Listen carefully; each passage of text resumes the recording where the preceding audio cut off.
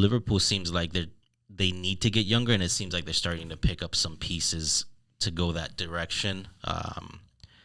Some more depth, some stronger depth with Gapco, who you're excited about. But I mean, I think it's fair to say that the Premier League's out of the question as far as winning it at the end. But is top four is top four still a possibility? Okay, Premier League is definitely a long shot. No question it is. I mean, if I you don't look think at the it's table, out of the question. right? Okay, the way I see it, it's like I remember. I think it was last season when Liverpool went on a run. Yeah.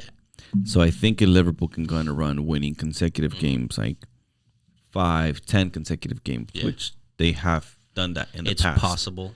I think, and then a few slip-ups of Man City, Arsenal. Honestly, to me, it's catching up to Man City.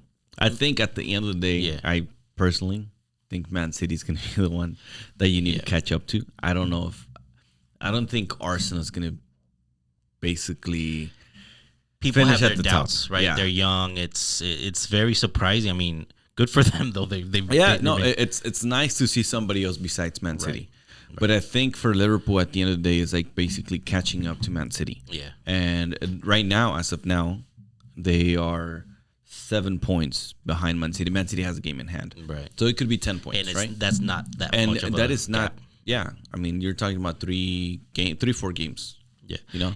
And you briefly alluded to it. I do see it's not like City or Arsenal are going to go on a perfect undefeated run or win streak.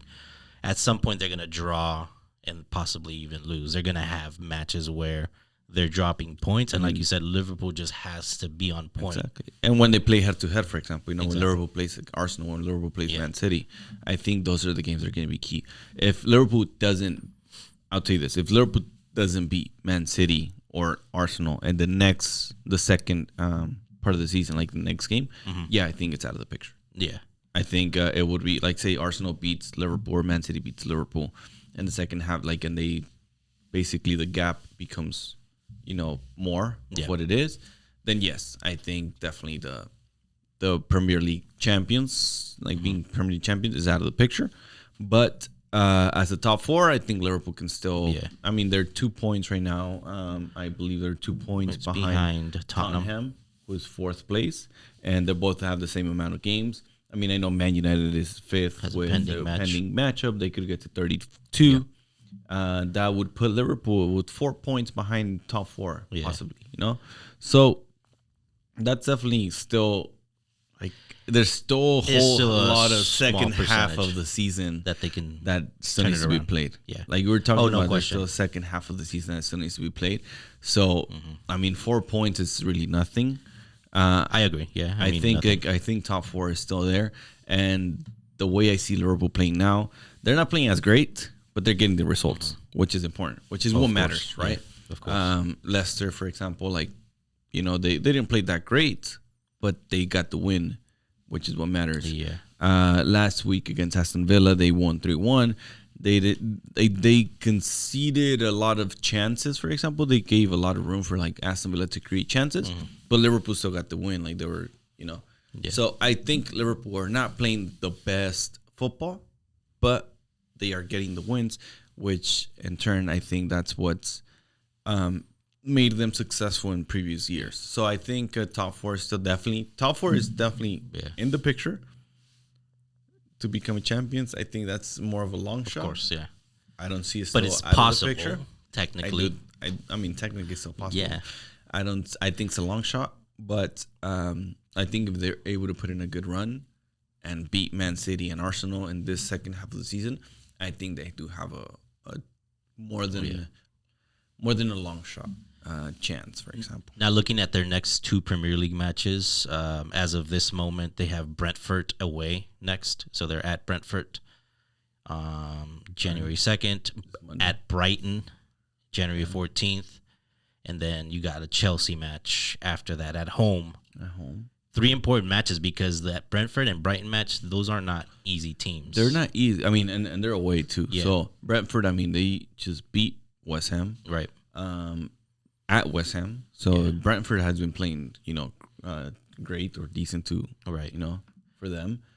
Brighton has shown to be they're right below Liverpool in the table, so they've shown that they could play as well. Yeah. They're literally playing, as of this moment, they're literally playing the 3 teams right behind them in the table as we speak. Yeah. These next 3 matches. So there will be good matches. I still think, I do think Liverpool can pull off the win. And with Cody Gakpo, I should mention. That's a good pickup, man. That is a great pickup. Yeah. I mean, he had a great World Cup. He's been playing great from PSV. I know the Eredivisie is not the best league in Europe, but it's still competitive. But it's a very competitive. And you're coming out of PSV, like you said, like PSV and Ajax. Tiene produce great players.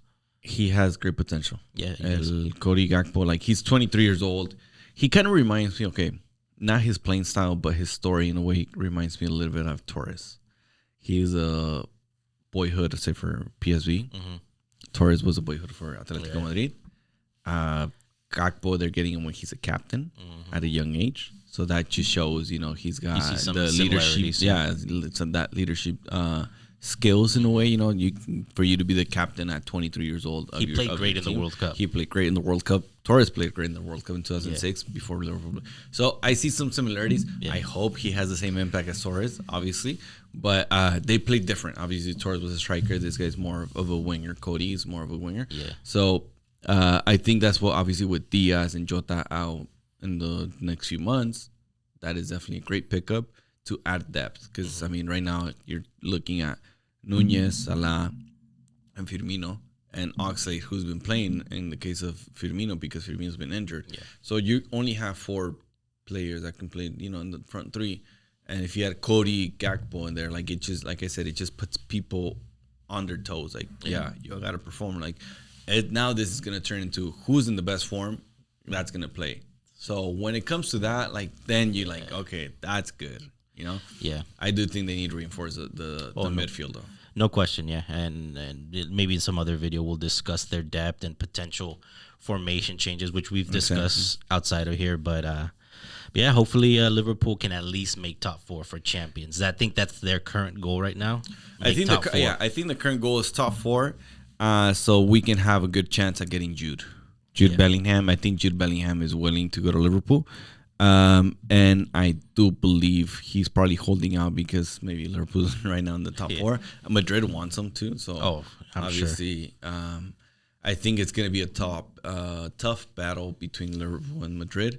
Obviously we had Henderson and Trent, trying to convince Jude coming like during the World Cup and stuff like that. Obviously they share the same dressing room, like, so I could see the relationship between Henderson and Jude and Trent like kind of getting close. So I was like, Agent Hendo, Agent Trent, right, trying to bring in Jude, which would be awesome. But I think it's gonna be till summer, and I think it's gonna depend on Liverpool kind of getting that top 4. So.